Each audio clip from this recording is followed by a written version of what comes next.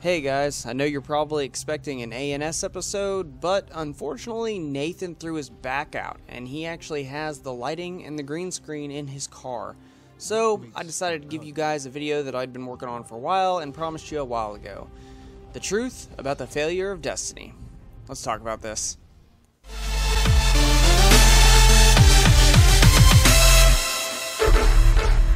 The commentary provided to you in this video is brought to you by Player One Coffee. Coffee made by gamers for gamers. Use the link in the description to get 5% off any of your purchases. Hey everybody, hope you're having an awesome Thursday.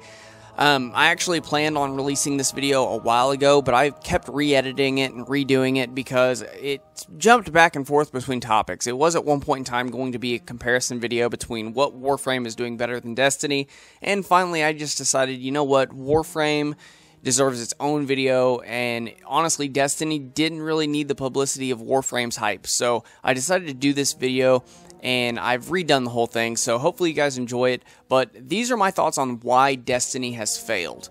To start things off, one of the biggest reasons was Bungie thought they were too big to fail, and unfortunately they were wrong. Coming off the huge success of the Halo franchise, Bungie had the golden opportunity to pave the way for a new franchise with a loyal fanbase that was willing to stick it out with them in hopes for another hit. But sadly, a chain of unfortunate decisions has not only drove away most of the loyal fans, but ultimately has made the Destiny franchise as a whole nothing more than an ugly stain on Bungie's reputation. Bad decision number 1, Activision.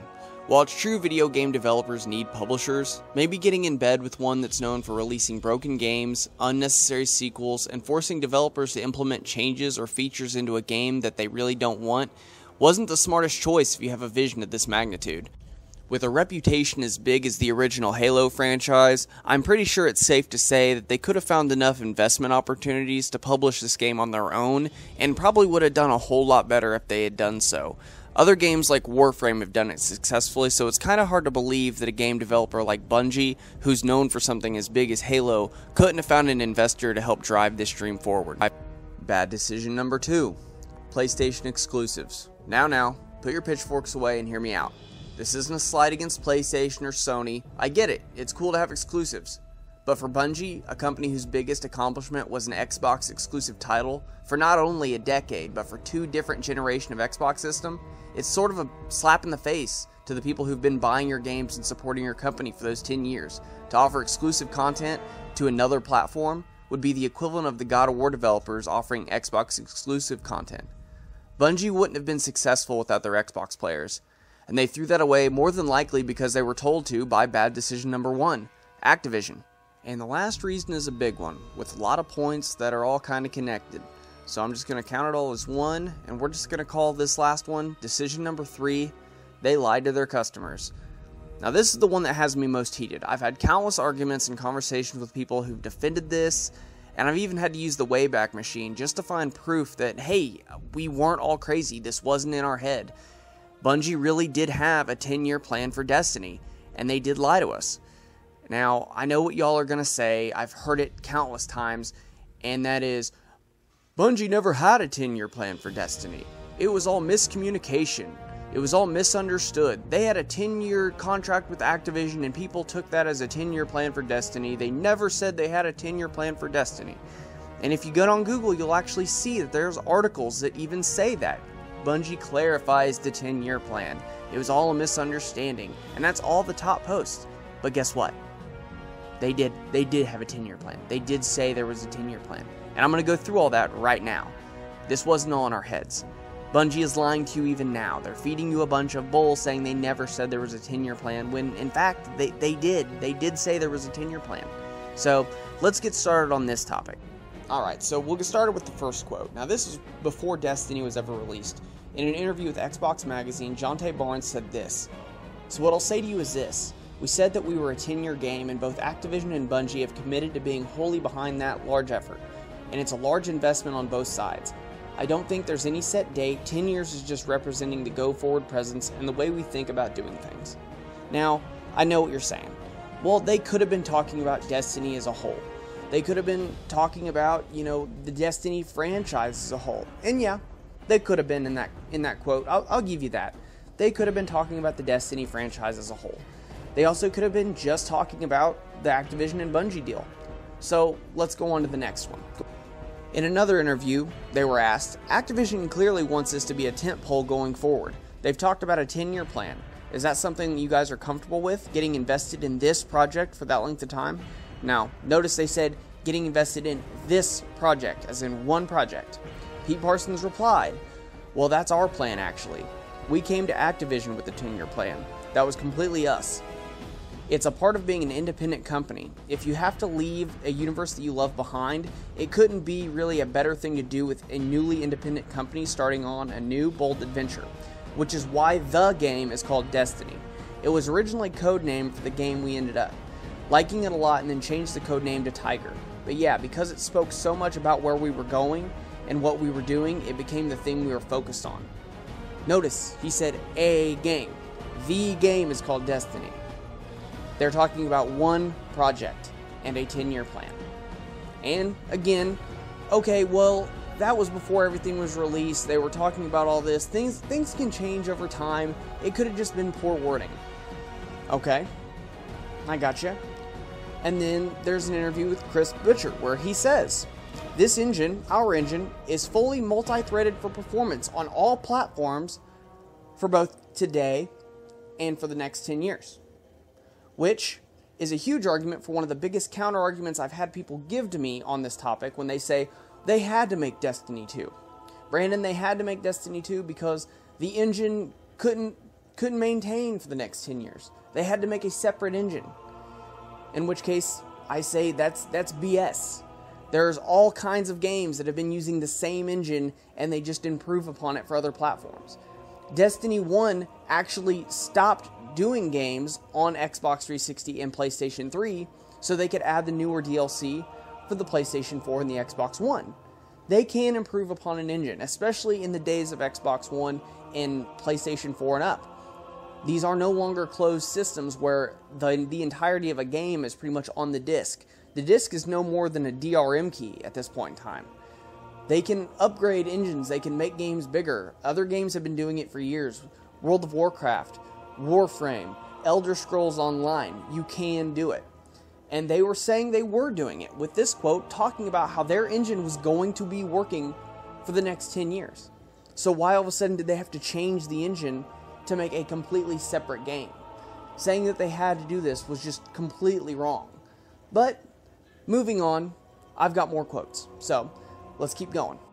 Alright, and this last quote, I think, has the most significance out of all of it, especially because it's the most recent quote that we've got.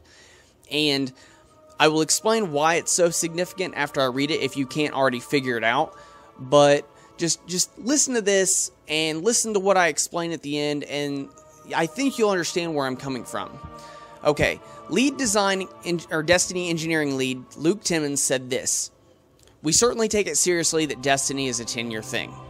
It's a long-term thing, and with these adventures, we're adding my contract to you and any player is that your Guardian will always be there. We're going to keep adding new stuff for you to do, and I'd hope you'll look at the Taken King and be like, I'm looking forward to logging on again and hooking friends online." Now, did you get all that? This was before the Taken King was released. Before the Taken King was released, he was saying Destiny is a 10-year thing. Okay, well, he could have been talking about, Destiny as a franchise. Again, yeah, he could have been. But then he also said this: your Guardian will always be there. Last time I checked, your Guardian is not in Destiny 2. You can make a Guardian that looks like your Guardian, but I can name my player in Pokemon the same character over and over and over again. Still doesn't make him the same player. Same thing goes with like Dragon Ball Xenoverse 1 and 2. I can make a character that looks identical to my character in Xenoverse 1. It's still not the same character. This was very misleading, especially when you think about it. Because at this point in time, this is right before the Taken King was released. They were already working on Destiny 2. They had already planned on making Destiny 2. They were knowingly saying that you were going to, even if they were talking about it being there's just the same franchise for 10 years. They were knowingly saying you were going to be able to carry on with your Guardian and do more things, and they were going to keep adding more stuff when they were already planning on not adding more stuff. They were already planning on you not being able to use your Guardian anymore. They were already working on another game. And if you look at the release dates for all the DLC, and look at generally, just go through and look and see how long it took them to make Destiny 1. Look and see when they announced Destiny 2, when it came out. And go through the history of big companies making games and look at how long it takes them to make these games. Generally, it's looking like they were already working on Destiny 2 before the second or third DLC for Destiny 1 dropped. So, how much... I mean, people were complaining the whole time through Destiny 1. They were complaining about the lack of content. They wanted more, they wanted more, they wanted more. Why wasn't Destiny listening? Why wasn't Bungie listening and giving the content to the players? And it's because pretty much they didn't really care. They were already working on Destiny 2. And the whole, well, they needed to make the sequel because the engine thing, I've already disproven that. That's complete and total bollocks. They did not need to make Destiny 2. I spoke with a lot of people, and a lot of people agree. Like, I did not buy Destiny 2, and I refused to buy Destiny 2 because I think they should have made it a bigger expansion on Destiny 1, and more people would have been okay with buying that. I liked Destiny 1. Yes, it needed more content. It needed a little bit more stuff you could do solo. There was a lot of in-game. I mean, hell, matchmaking for the raids would have been nice. There was so much more they could have done with Destiny 1 that they didn't do, and they really hurt the game by not doing it, and then by making a full-on sequel where you can't even take your Guardian you've been working with and building and strengthening.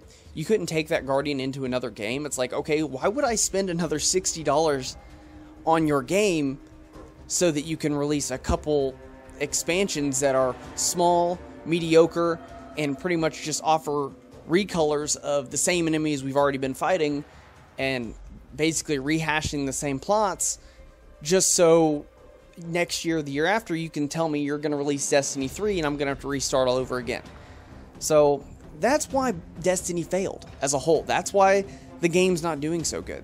That, and on top of that, you look at the Eververse thing. Like I said, I don't own Destiny 2, but I've had enough people tell me about how crap it is, the grind around the Eververse. Then I know they got in trouble because they were actually throttling people's progress for XP once you reached a certain level, so that you couldn't actually grind out boxes very easily or something like that. I mean, it's ridiculous. And to sit here and so many people defending these actions, defending the lies. I actually had one guy tell me, after I listed all this off, and I basically just proved it to him that they've been lying. He's like, well, companies do it all the time. Yeah, that shouldn't be the norm, people. You shouldn't be okay with it because companies do it all the time. The goal as gamers and as consumers needs to be to make the market better, to make it something we can trust, and make it to where we're getting games we deserve and that we're paying for and we're getting our money's worth. If you take being lied to and being, having a bag put over your head as the norm, then the industry's not going to move forward. So I don't think we're going to get a Destiny 3. If we do, I'll be surprised. I know that right now there's Anthem, and then there's another game, Scavengers, which is by another Halo lead designer.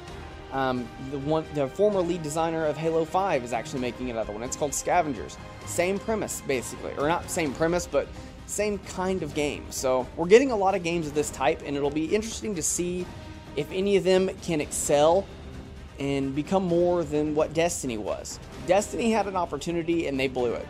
And that's why Destiny failed. So I hope you guys enjoyed this video. I hope some of you, if you've been defending Destiny and Bungie, have heard some of the things I've said, especially at the end of this video, and realized that, oh, well, damn, he's kind of right. So just look more into the industry, and don't let people lying to you be the norm, people. If there's something wrong with the game, be able to say it. Don't just sit here and take it because you spent $60 on a game. Better yet, do what I do, and if you see something like this happening, don't spend $60 on the game. But that's all I got. Sorry if this wasn't the video you guys expected today. Like I said, Nathan threw his back out, so we did not film A&S today, and I just figured I'd do this, try to get a video up tonight. But thank you guys so much. I will see y'all next time. To go even further beyond!